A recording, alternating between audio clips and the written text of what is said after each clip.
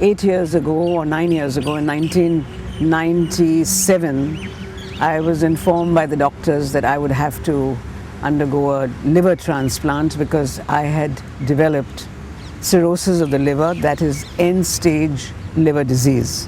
मुझे dilated cardiomyopathy था और जिस समय मुझे ये बीमारी थी उस समय मेरी परिस्थिति इतनी ख़राब थी कि मैं छोटे छोटे काम के लिए भी दूसरों पर निर्भर रहना पड़ता था। एक कमरे से दूसरे कमरे में भी अगर जाना है तो मुझे लगता था जैसे मुझे बहुत भारी काम करना है। अब ऐसा लगता था कि ये ज़िंदगी इससे तो ना हो तो अच्छा है।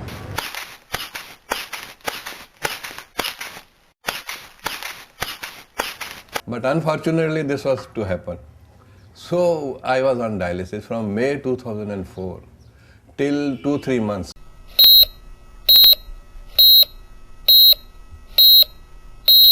It was very terrible and touching moments that I was unable to see my husband, how he went under this dialysis. I think 80 she was 80 dialysis. Yeah. 8 a month. I feel is this the only life? You see death looming large in front of their eyes. So it is very frustrating many times to treat these kind of patients. See, when we discovered that her kidneys have failed, so we did not have any option left with us in terms of like we had only two options, either dialysis or kidney transplant. हमारे साथ problem ये हो रही है कि भाई kidney नहीं मिल रही है, डोनर नहीं मिल रहा है. Now the question that looms large before anybody who is faced with that kind of inevitability is, where do you get a donor?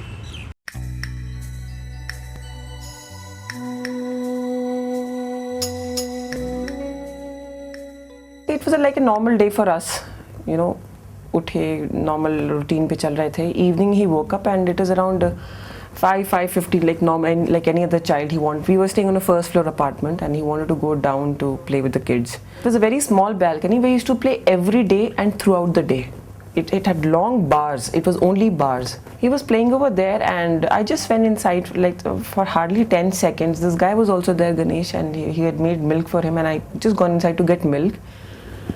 And when I came back, I saw he wasn't there in the balcony, and all of a sudden people had gathered. He was peeping down, and that is when he fell head on. He climbed up the bars and he fell head on. हाथ में उठाया and somebody drove us to a hospital. From one hospital we went to the other hospital, the third hospital, and there were not sufficient medical facilities. Even in the best of the hospitals in a city like Hyderabad, they did not have a ventilator for children. Retired brigadier who was brought in with a bullet wound to his brain. Then they carried out various tests, x-rays, and then they kept him in the ICU. He just told me the brain is shattered because the bullet had traveled from one end to the other. मेरे पिताजी एक truck driver थे. उनको दुर्घटना हो जाने के कारण उनको मेडिकल में भर्ती कराया गया. Doctors tried very hard, you know, to save him, to bring back life in him, but you know, gradually those 24 hours, me and my husband and the other family members, we had resigned to the fact that, you know, he's not going to come back to us.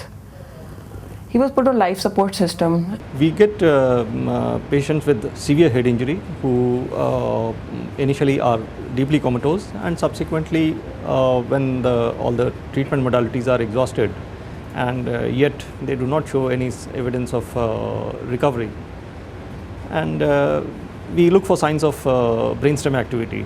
Brain death means that the brain stops working but your heart is still beating, which means that at this time the organs are getting blood inside them, but in the next few days, because the orders from the brain will stop coming, the heart will stop beating.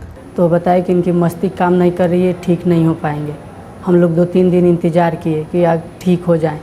Brain death means the person is dead, and those are just artificial supportive means that make the person look as if they are still living. So this concept has to be understood by the lay public, well, first by the ICU doctors, then the paramedical staff of ICU, and then by the lay public. And I didn't want to break the news to her that chances of his recovery are 0. So that night I gave a false hope.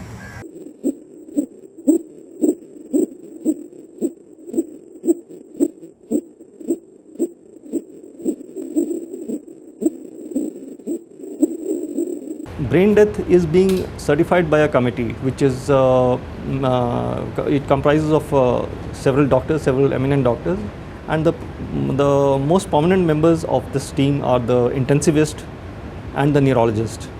There are certain battery of tests that are conducted to say that the higher center control over the lower centers is being completely lost, which has been proven scientifically that the patient cannot be retrieved beyond that particular point. Very objective test, something called apnea test, where you see the carbon dioxide level of a person pre-disconnection of the respirator and after 10 minutes of disconnection of the respirator, and the level which they say is 60, above 50, 60 mm.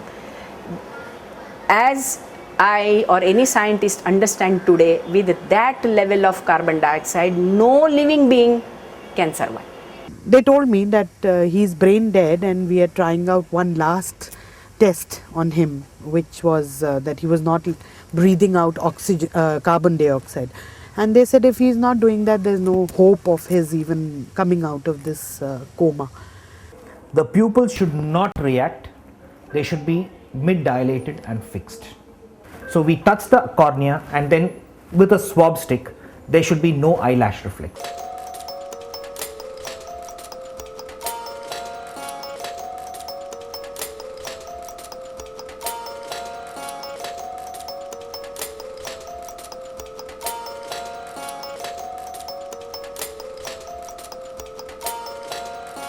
As per the law, these tests have to be repeated after 6 to 8 hours.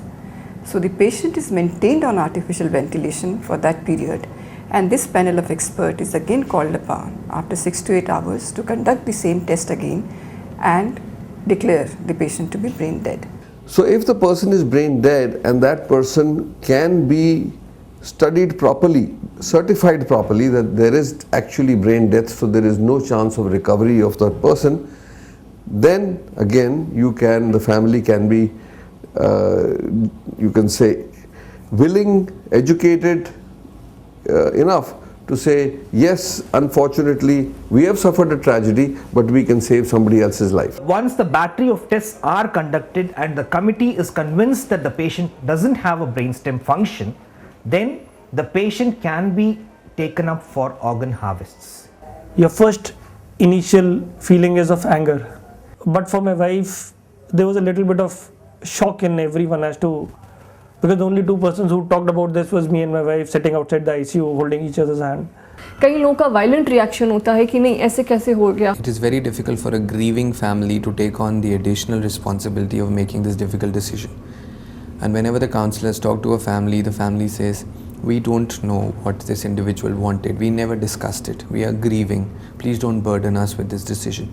This is a very emotionally charged situation where the family has to be given appropriate time to accept that the brain death has happened and to feel from heart to donate one's organs and tissues, because it's a voluntary noble act and the family should be completely convinced, willing and happy to take that decision. So just to bring a more meaning to his death, we decided that okay, we're going to donate his organs. We told the hospital authorities कि उसके जो कोई भी organs use कर सकते हैं. You have full freedom from our side, so only his eyes and his kidneys were utilized. I don't think that there's a 1.5-year-old who's done his parents more proud. And I felt that donating his organs, I would have him living through so many people. I thought that that was the best way to still have him around me and still have him alive. So I immediately, it didn't take me even a minute to say a yes. During my illness in London when I was dying, at the last minute, when they had taken me into the ICU to die, I got a liver. मैं बहुत भाग्यशाली हूँ कि मुझे किसी ने हृदय दान दिया और आज उसका दिल मुझ में धड़क रहा है. Organ donation is something that we sort of associate with old people. It's something that we believe that only older people can do, and you have to be of a certain age to donate your organs, which is completely untrue. I mean, anybody from any age can donate their organs or pledge their organs. There's always an opportunity in the hospital. There's always a patient who could be a cadaver donor at some point of time. हम हिंदुस्तान में बैठ के जो सोच रहे हैं, जो middle east में और अरब कंट्रीज़ में, इस्लामिक कंट्रीज़ में भी यही चीज़ सोची जा रही है, तो वो तो बहरहाल सभी कुछ जानते हैं, तो उन्होंने उस चीज़ के फतवे निकलवाए होंगे. मेरे जहन में वो चीज़ नहीं है, लेकिन इस पर सोचा जा सकता है कोई ना कोई रास्ता. Generally there is a concern among the people that when we donate organs, something bad will happen to us, or it's against religion or spirituality, or we will not go to attain moksha, or will not go to heaven. This is baseless. Science has no religion to them. It's across the thing. We have a better success. Like we have done more than 200 transplants. And very rarely when the opportunity comes, people say no to us. We have donations from all the religions, even Muslims, Hindus, even Jain, even Sindhi community. The rules and the act under which transplantation is taking place, it is being revised in a number of ways to make it not only donor friendly but recipient friendly. इलाज तो recipient का होना है.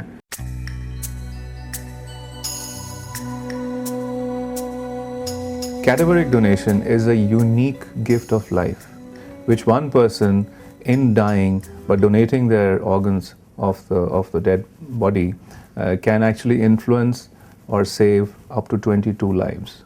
We can retrieve heart, lungs, liver, pancreas, kidneys, intestines, bones, heart valves, corneas, skin and tissues, blood vessels.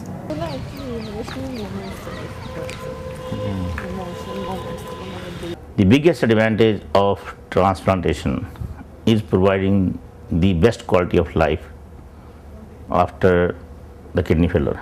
It is proved beyond doubt scientifically that post-transplant quality of life is any day superior than pre-transplant. Thank him for giving me, at least for more than 3.5 years, I'm still alive and I'm with my children.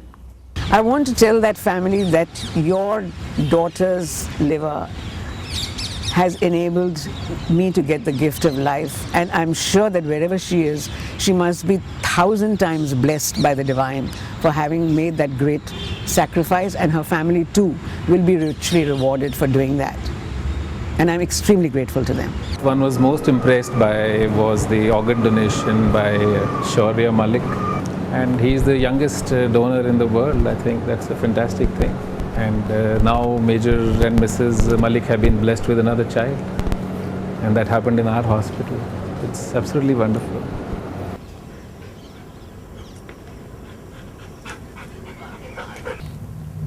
And I miss him terribly. And incidentally, my daughter is a carbon copy of my son. You look at her, and I think he's alive in her somewhere. So what more can one ask for to give life to 8 people? दुनिया में तो बहुत कुछ दौलत इंसान कमा लेता है, लेकिन नाम नहीं कमाता. वो अंग दान करके बहुत नाम कमा के गए. वैसे पिता सबको मिले. Ideal would be that nobody gets a head injury, but if somebody does get a head injury and somebody does unfortunately have brainstem death also, then the society should be aware that this is way we can perpetuate the memory of their near and dear ones. I think that would be the best gesture on the part of the family as well as on the part of the society.